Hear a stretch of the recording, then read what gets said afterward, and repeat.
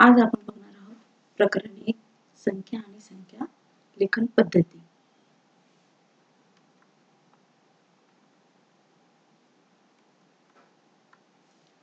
संख्या ज्ञान. कोणतीही संख्या दर्शवण्यासाठी 0, 1, 2, 3, 4, 5, 6, 7, 8, 9 या 10 संकेतांचा वापर केला जातो. त्यांना अंक म्हणतात. अंकांच्या दोन किमती असतात.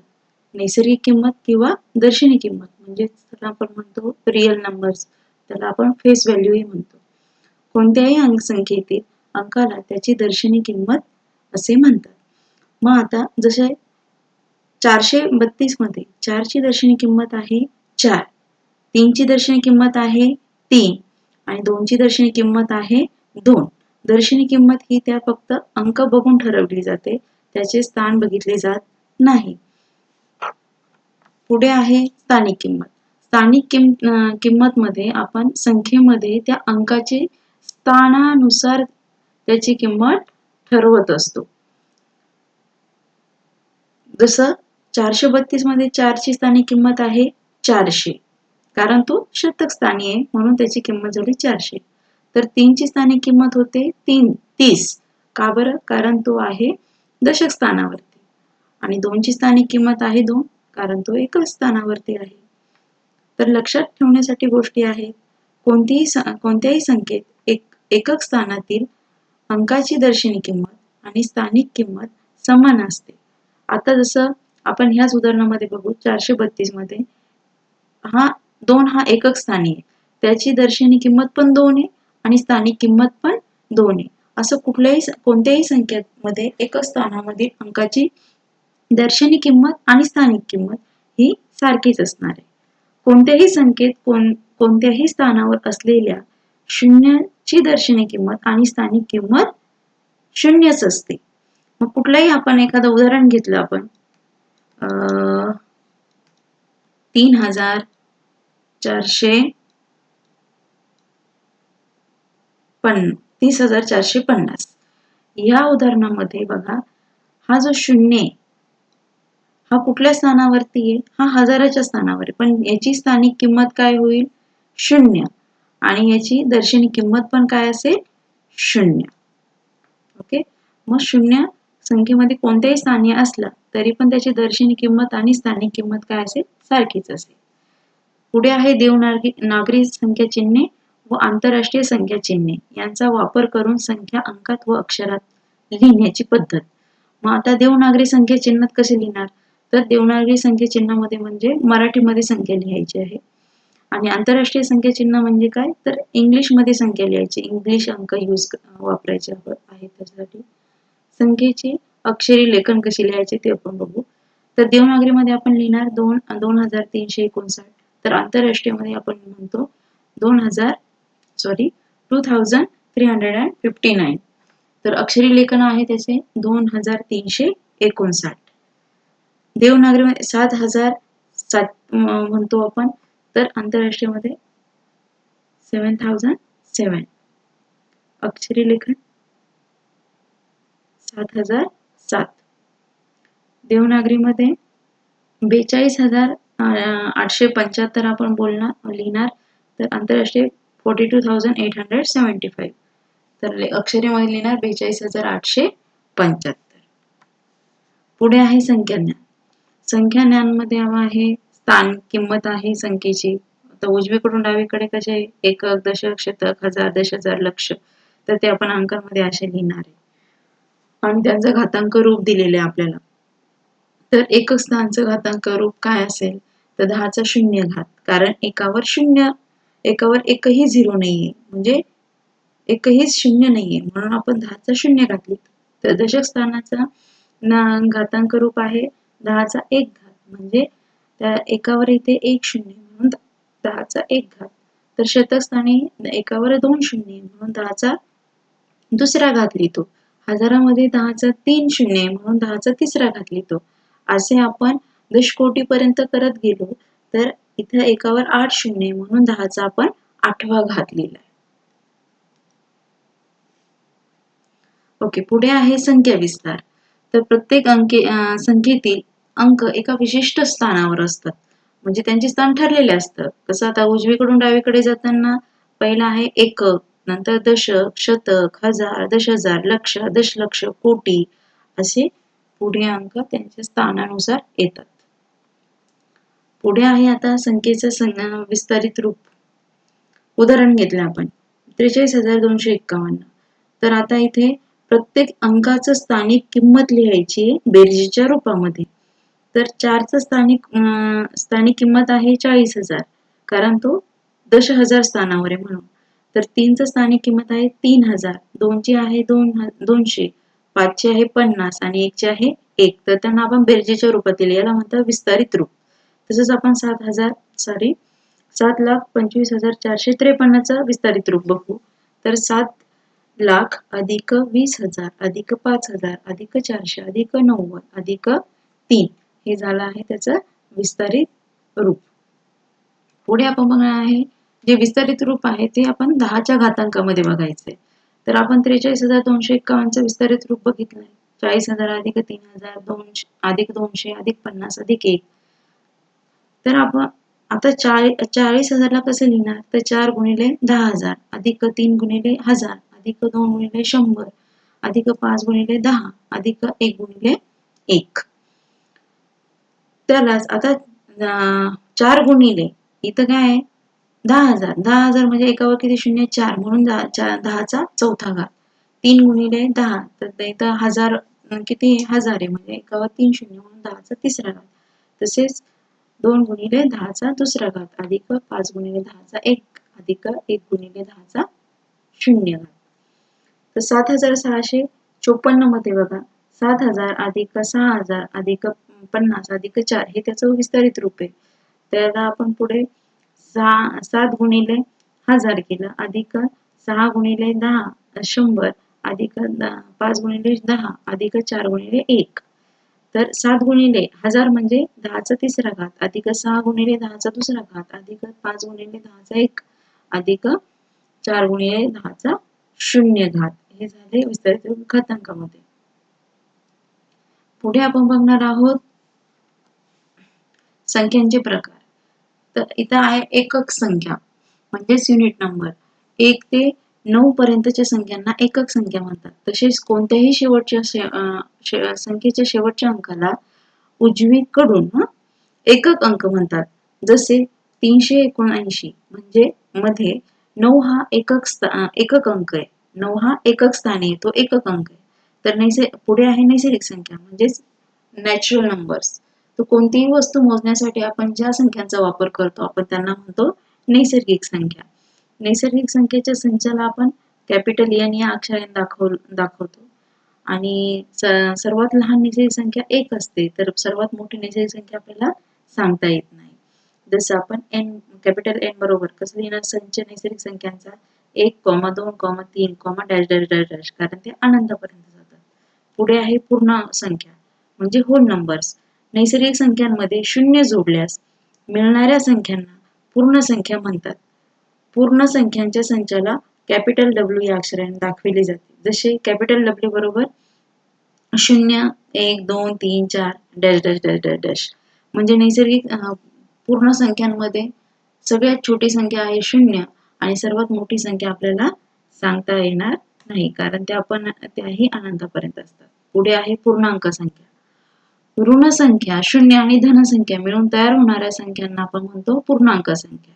या समूहाला आपण कॅपिटल आय किंवा कॅपिटल झेड ने दाखविले जाते. जसे आय बरोबर डॅश डॅश डॅश 0 उजव्या बाजूला सगळे धन 1, 2, 3, 4 आणि डाव्या बाजूला सगळे ऋण संख्या -1, -2, -3 डॅश डॅश डॅश. हे दोन्ही बाजूला म्हणजे डावीकडे उजवीकडे दोन्ही बाजूला या अनंतापर्यंत असतात. पूर्णांक संख्यांचे 2 प्रकार असतात. त्यात आहे धनपूर्णांक. धनपूर्णांक म्हणजे पॉझिटिव्ह इंटिजर्स म्हणजेच नैसर्गिक संख्येतील धनसंख्यांना आपण धनपूर्णांक म्हणतो. या समूहाला आपण आय प्लस याने दाखवतो. आय प्लस म्हणजेच बघा हे सगळे धन +1 +2 +3 डॅश डॅश डॅश जे इन्फिनाइट पर्यंत जातात म्हणजे अनंतापर्यंत. यालाच आपण 1, 2, 3 म्हणजे धनचिन्ह दिलं नाही तरी चालतं. प्लस साइन दिलं नाही तरी चालतं. पुढे आहे ऋण पूर्णांक. ऋण पूर्णांक म्हणजेच निगेटिव्ह इंटिजर्स. नैसर्गिक संख्यांच्या ऋण संख्यांना ऋण पूर्णांक म्हणतात. त्यांचा समूह आपण I मायनसने दाखवतो. जसे I मायनस बरोबर -1, -2, -3 and dash dash dash so on. त्या पण काय असतात, इन्फिनाइट असतात. निगेटिव्ह नंबर्स पण इन्फिनाइट असतात. पुढे आहे समसंख्या म्हणजेच इव्हन नंबर. आता दोन्ही पूर्णपणे विभाज्य असणाऱ्या संख्यांना आपण काय म्हणणार, समसंख्या. समसंख्येच्या एकक स्थानी 0, 2, 4, 6, 8 हे अंक येतात. जसे 10, 14, 18, 1296 इत्यादी समसंख्या आहेत. का बरं? कारण यांच्या एकक स्थानी बघा 0, 2, 4, 6 आणि 8 यांच्यापैकी अंक आहेत, तर यांना आपण समसंख्या म्हणतो. किंवा आपण कोणत्याही संख्येला 2 ने भागले असता भागाकार पूर्णांक संख्या येत असेल तर तिला आपण म्हणतो समसंख्या. म्हणजेच पूर्णपणे भाग जातो, म्हणजे बाकी 0 येते. तर उदाहरणार्थ आहेत बघा 0, 2, 4, 6, 8 डॅश डॅश डॅश आणि इकडे -2 डॅश डॅश डॅश. ह्या सगळ्या काय असतील, समसंख्या असतील. तर विषम संख्या म्हणजे ऑड नंबर्स. 2 ने पूर्णपणे विभाज्य नसणाऱ्या संख्यांना आपण काय म्हणणार, विषम संख्या म्हणणार. म्हणजे 2 ने भाग दिल्यास तर एक बाकी शिल्लक राहते, म्हणजे बाकी 0 होत नाही तर ती काहीतरी एक शिल्लक राहते. तर विषम संख्येच्या एकक स्थानी 1, 3, 5, 7, 8, 9 असे 1, 3, 5, 7, 9 हे अंक येतात, त्यांना आपण म्हणणार विषम संख्या. जसे 13, 19, 131, 1729 इत्यादी विषम संख्या आहेत. उदाहरणार्थ इथे आपल्याला दिले बघा 1, 3, 5 dash dash dash -1, -3, -5 dash dash. ह्या सगळ्या काय आहेत, विषम संख्या आहेत. संयुक्त संख्या म्हणजेच कंपोजिट नंबर. ज्या संख्या स्वतः व 1 या व्यतिरिक्त किमान अन्य एका संख्येने विभाज्य असतात त्यांना आपण म्हणतो संयुक्त संख्या. जसे 6, 8, 9, 10 या संयुक्त संख्या आहेत, कारण 6 हा 2च्या पाड्यात येतो, 3च्या पाड्यात येतो, बरोबर. 8 हा 2च्या 4च्या पाड्यात जातो, 9 हा 3च्या पाड्यामध्ये, 10 2, 5च्या पाड्यामध्ये, म्हणून आपण यांना म्हणणार संयुक्त संख्या. पुढे आहेत मूळ संख्या म्हणजेच प्राईम नंबर्स. आता मूळ संख्या म्हणजे काय, ज्या संख्या स्वतः व 1 व्यतिरिक्त अन्य कोणत्याही संख्येने विभाज्य नसतात त्यांना मूळ संख्या म्हणतात. म्हणजे आता इथे दिलेलं बघा संख्या 2 ते 10 मध्ये मूळ संख्या कोणकोणत्या आहे, 2, 3, 5, 7 यांना मूळ संख्या का म्हणतो, कारण या संख्या यांच्या पाड्या व्यतिरिक्त कोणाच्याच पाड्यामध्ये जात नाही. म्हणजे यांना आता या एकाच्या पाड्यात दिसेल 2 आणि स्वतःच्या पाड्यात दिसेल आणि दुसऱ्या कुठल्याच पाड्यात तो दिसत नाही, म्हणून त्याला आपण मूळ संख्या. तसंच 3, 5, 7 या पण ह्या स्वतःच्याच पाड्यामध्ये असतात, दुसऱ्यांच्या पाड्यामध्ये जात नाही, म्हणजे फक्त एक सोडून, त्यांना आपण मूळ संख्या म्हणतो. तर 2 ते 10 मध्ये एकूण मूळ संख्या आहे 4, तर एकूण संयुक्त संख्या आहेत 5. 10 ते 20 मध्ये मूळ संख्या आहेत 13, 11, 13, 17, 19 आणि एकूण मूळ संख्या आहे 4. संयुक्त संख्या आहे 6. 21 ते 30 मध्ये 23 आणि 29 या दोनच मूळ संख्या आहेत आणि एकूण संयुक्त संख्या आहेत 8. 31 ते 40 मध्ये 31 आणि 37 याच दोन मूळ संख्या आहेत आणि संयुक्त संख्या आहेत 8. 41 ते 50 मध्ये 41, 43, 47 या 3 मूळ संख्या आहेत, तर संयुक्त संख्या आहेत 7. 51 ते 60 मध्ये 53, 59 या 2 मूळ संख्या आहेत आणि एकूण संयुक्त संख्या आहेत 8. 61 ते 70 मध्ये 61 आणि 67 या 2 मूळ संख्या आहेत आणि संयुक्त संख्या आहेत 8. 71 ते 80 मध्ये 71, 73, 79 या 3 मूळ संख्या आहेत, तर संयुक्त संख्या 7 आहे. 81 ते 90 मध्ये 83, 89 या दोनच मूळ संख्या आहेत, तर 8 एकूण संयुक्त संख्या आहेत. 91 ते 100 याच्यामध्ये 97 मूळ संख्या आहेत, 97 ही एकच मूळ संख्या आहे, तर एकूण 9 संयुक्त संख्या आहेत.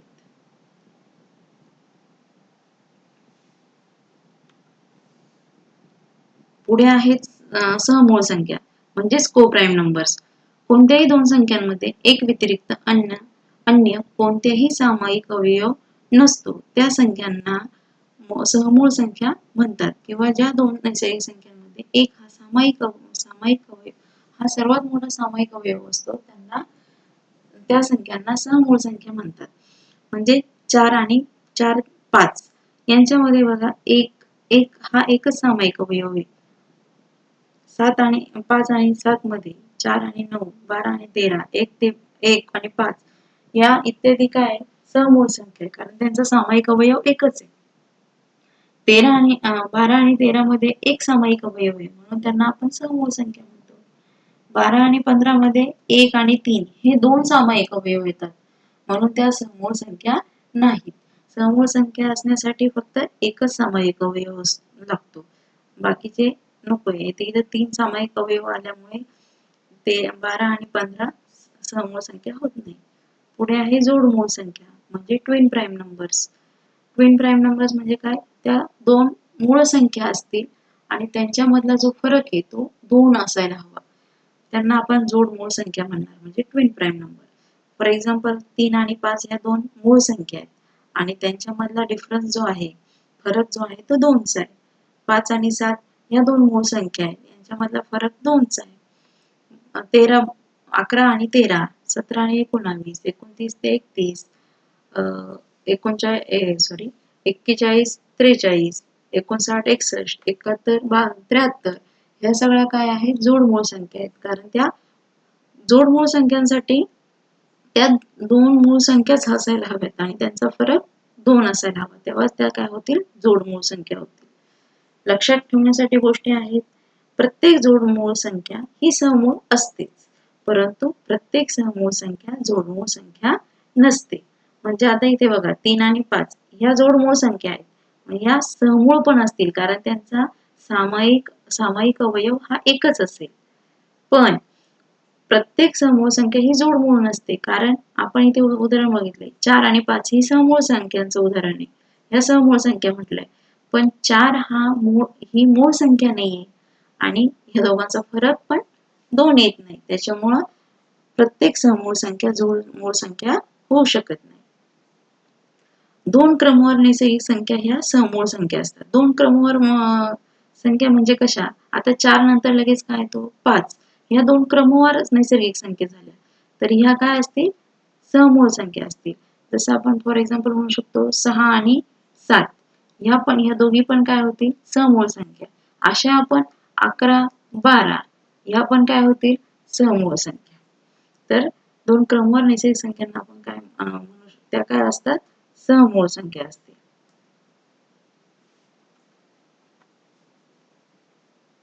पुढे आहे इम्पॉर्टंट फॅक्ट्स, महत्वाच्या बाबी. सर्वात लहान मूळ संख्या कोण आहे, तर 2. सम असलेली मूळ संख्या 2. 2 वगळता इतर कोणतीही समसंख्या मूळ नाही, कारण इतर सर्व समसंख्या ह्या 2 ने विभाज्य असतात. सर्वात लहान विषम मूळ संख्या 3 आहे. सर्वात लहान सममूळ संख्या 2. एक ही मूळ तसेच संयुक्त संख्या नाही. एक ही मूळ पण नाही आणि संयुक्त पण नाही. 1 ते 100 पर्यंत एकूण मूळ संख्या 25 आहेत. 1 ते 100 मध्ये 25 मूळ संख्या आहेत. पुढे आहे अनुवर्ती संख्या म्हणजे सक्सिडिंग नंबर्स. दिलेल्या संख्येच्या लगतच्या पुढील संख्येला अनुवर्ती संख्या म्हणतात. कोणत्याही संख्येची अनुवर्ती संख्या काढायची असल्यास त्या संख्येमध्ये 1 मिळवतात. जसे 101 ची अनुवर्ती संख्या काय घेणार आपण, तर 101 अधिक 1 म्हणजे 102 ही झाली त्याची अनुवर्ती संख्या 101 ची, म्हणजे अधिक 1 करायचं. तर पूर्ववर्ती संख्या म्हणजे प्रेसिडिंग नंबर, म्हणजे दिलेल्या संख्येच्या लगतच्या मागील संख्येला पूर्ववर्ती संख्या म्हणतात. कोणत्याही संख्येची पूर्ववर्ती संख्या काढायची असल्यास त्या संख्येमधून 1 वजा करतात. जसे 132 ची पूर्ववर्ती संख्या कशी काढणार, तर 132 वजा 1 करणार, तर आपल्याला मिळणार 131, म्हणजे 132 ची पूर्ववर्ती संख्या झाली 131. पुढे आहेत संख्यांचा चढता क्रम व उतरता क्रम. तर संख्यांचा चढता क्रम म्हणजे काय, तर असेंडिंग ऑर्डर. असेंडिंग ऑर्डर म्हणजे काय, छोट्यापासून लहानापासून मोठ्यापर्यंत मांडणी करणे, याला आपण म्हणतो चढता क्रम. जसे 235, 352, 664, 1354, 2486 ही बघा लहानाकडून मोठ्याकडे संख्या होत चालल्या. तर याला आपण म्हणतो चढता क्रम. उतरता क्रम म्हणजे काय, तर डिसेंडिंग ऑर्डर म्हणजे मोठ्यापासून लहानाकडे मांडणी करणे, याला म्हणणार आपण उतरता क्रम. जसे 2486 त्याच्यापेक्षा लहान आहे 1354, त्यापेक्षा लहान 6664, पुढे आहे 352, त्याच्या पुढे आहे 235. तर हा आहे त्या संख्यांचा उतरता क्रम. पुढे आहे मोठ्यात मोठी संख्या आणि लहानात लहान संख्या. तर एन अंकी मोठ्यात मोठी संख्या म्हणजे ग्रेटेस्ट नंबर फॉर्म करायचा कसा, तर कोणत्याही अंकांची सर्वात मोठी संख्या लिहिण्यासाठी तेवढ्या वेळा काय लिहायचा असतो, 9 हा अंक लिहावा लागतो. जसे मला एक अंकी मोठ्यात मोठी संख्या लिहायची, तर मी काय लिहिणार 9. 2 अंकी मोठ्यात मोठी संख्या लिहिण्यासाठी 99. तर 3 अंकी मोठ्यात मोठी संख्या लिहिण्यासाठी 999. तर 4 अंकी मोठ्यात मोठी संख्या लिहिण्यासाठी 4999. 5 अंकी मोठ्यात मोठी संख्या लिहिण्यासाठी आपण वापरणार 99999. तर लहानात लहान n अंकी लहानात लहान संख्या म्हणजे स्मॉलेस्ट नंबर फॉर्म करण्यासाठी कोणत्याही अंकांची लहानात लहान संख्या लिहिण्यासाठी सुरुवातीला 1 आणि उर्वरित ठिकाणी आपण 0 हा अंक वापरतो. जसे एक अंकी लहानात लहान संख्या एकच आहे, तर 2 अंकी लहानात लहान संख्या 10 आहे, 3 अंकी लहानात लहान संख्या 100, तर 4 अंकी लहानात लहान संख्या 1000, 5 अंकी लहानात लहान संख्या 10,000. पुढे आहे लहानात लहान 6 अंकी संख्या आणि 4 अंकी मोठ्यात मोठी संख्या यांतील फरक किती आहे. तर लहानात लहान 6 अंकी संख्या किती आहे लहानात लहान, तर 1,00,000 ही लहानात लहान 6 अंकी संख्या आहे. तर 4 अंकी मोठ्यात मोठी संख्या किती आहे, तर 9,999 ही 4 अंकी मोठ्यात मोठी संख्या. यांच्यातला फरक म्हणजे काय करणार, वजाबाकी. तर इथे आपल्याला काय करावं लागेल, कॅरी बोरोविंग करावं लागेल. म्हणजे इथं हा 0 झाला, इकडे हा 10 याने इकडे कॅरी केला म्हणजे हा 9 झाला, याने इकडे दिला हे 9 आणि इथे झाला 10. बरोबर. तर 10 वजा 9 1 0 0 0 आणि 9 0 गेला 9 आणि 0 म्हणजे उत्तर काय आलं आपलं 90,000 म्हणजे ऑप्शन बी. दुसरा प्रश्न आहे, 6 अंकी मोठ्यात मोठी संख्या आणि 5 अंकी मोठ्यात मोठी संख्या यांतील फरक. आता 6 अंकी मोठ्यात मोठी संख्या म्हणजे किती, तर 9,99,999. तर 5 अंकी मोठ्यात मोठी संख्या म्हणजे 99,999. तर यांची करणार फरक म्हणजे वजाबाकी. तर 9 वजा 9 0 0 0 0 0. तर हा आला 9 म्हणजे उत्तर आलं आहे 9,00,000. Option D. पुढे आहे मोठ्यात मोठी व लहानात लहान संख्या तयार करणे. आता आपल्याला दिलेल्या अंकांपासून सर्वात लहान संख्या बनवताना दिलेल्या अंकात 0 हा अंक असल्यास तो डावीकडून दुसऱ्या स्थानावर लिहावा लागतो. फॉर एक्झाम्पल 2 0 3 5 4 या अंकांपासून सर्वात लहान संख्या बनवताना आपल्याला 20,345 ती अशी बनेल. दिलेल्या अंकापासून सर्वात मोठी संख्या तयार करताना दिलेले अंक उतरत्या क्रमाने मांडावेत. मोठी संख्या बनवण्यासाठी उतरत्या क्रमाने मांडायची.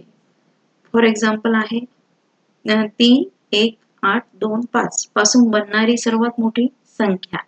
तर सगळ्यात मोठा अंक उतरत्या क्रमाने मांडायचे हे अंक. तर सगळ्यात मोठा 8 नंतर 5 नंतर 3 2 1 मग 85,321 असं ती सर्वात मोठी संख्या बनेल.